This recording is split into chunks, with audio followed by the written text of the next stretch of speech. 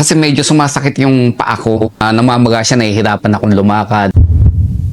Acidic ako. Sabi niya, pwede yan sa acidic.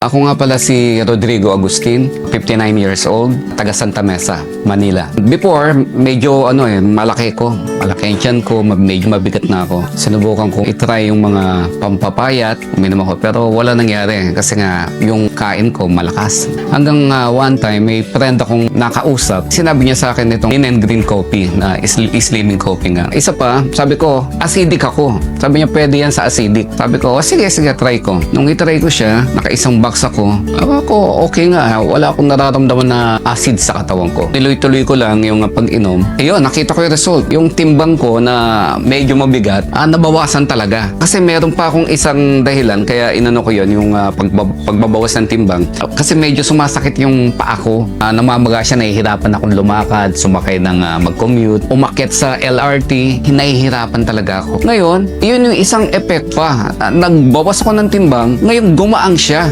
Gumaan talaga yung lakad ko, nakatulong ng mawala yung sakit na nararamdaman dito sa paa ko. Ako, salamat. Thank you, Lord.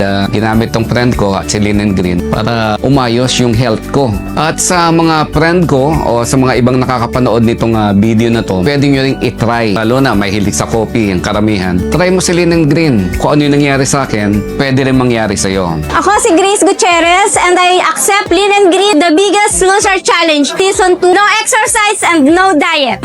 I'm Roxanne G. Pertes and I accept Lean and Green, the Biggest Loser Challenge, Season 2. No diet, no exercise. I'm Anasel Evangelista. I accept the Lean and Green, Biggest Loser, Season 2. No diet, no exercise. Makita-kita tayo sa Biggest Loser Season 2.